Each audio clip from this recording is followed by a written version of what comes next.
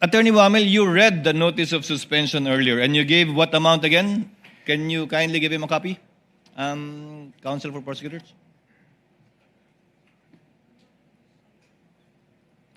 Uy, Anikay, on meantime. Sa payment of rewards po, yung total is 59,787,000 pesos po. You're referring to page 1 of the December 13 notice of suspension that you prepared. Yes po, Your Honor. Can you total it again for me, please, sir? The payment of rewards po. I totaled it and your total is wrong. Kindly total the figures that you wrote there. Yes, sir. It was a typo error po. 69,787,000 pesos. Ang dami namang nagkamaling numero doon. From 59,787, ang tamang total is 69,837. Yes po, Your Honor. But the figure you mentioned earlier was what was written here. How did you know that it was wrong, a typo, and now you're giving us the correct figures? Kasi yung 10 million po, Your Honor, hindi na-add dun sa total amount. 10 million po nung payment, reward payment. Pangalawa po, yung subsequent issuances, binabanggit po 69 million na, pero yung detalye, hindi na po 10.5 million, 10 million na. Ano ba talaga? Can you repeat your question po, Your Honor? Sorry.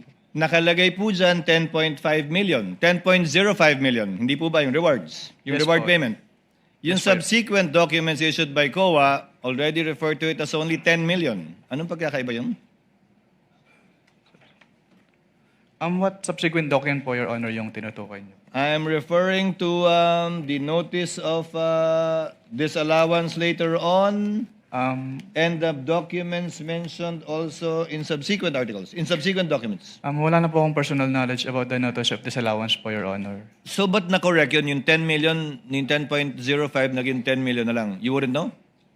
I wouldn't know po, Your Honor. In relation to the question of Senator Judge Soto, he said how much is the total that were provided for. You gave a total. In relation to the question of Senator Judge Villanueva, ano ba yung pinagkaiba? Correct me if I'm wrong. You said you were aware of a notice of disallowance. Yes po. How much was the notice of disallowance? Ano yung dinisallow out of the 125? Sa pagkakalala ko, around 73 million pesos po, Your Honor. So out of 125 million, 73 million lang yung finally dinisallow ng COA dun sa notice of disallowance. Yung balance, inoke niya. Ang makakasagot po niya, Your Honor, yung next witness po. No, if you're familiar with the notices of disallowance, you testified, Attorney Wamel, that AOM, notice of suspension, notice of disallowance. So sa dulo, pag iba na yung amount na nakalagay doon, marami nagtanong kanina, yung dinisallow lang ultimately is only 73.287 million. Posibleng magbago talaga yun, di ba? Yes po, Your Honor. So yung AOM mo, yung kabuuan ng 125, yung AOM mo pangalawa, kabuuan ng 125, yung notice of disallowance mo, ay yung notice of suspension mo, kabuuan ng 125, pero posibleng iba na ang amount ng notice of disallowance rather. Yes po. Depending on the evaluation po kasi yun nung nag-audit po. No.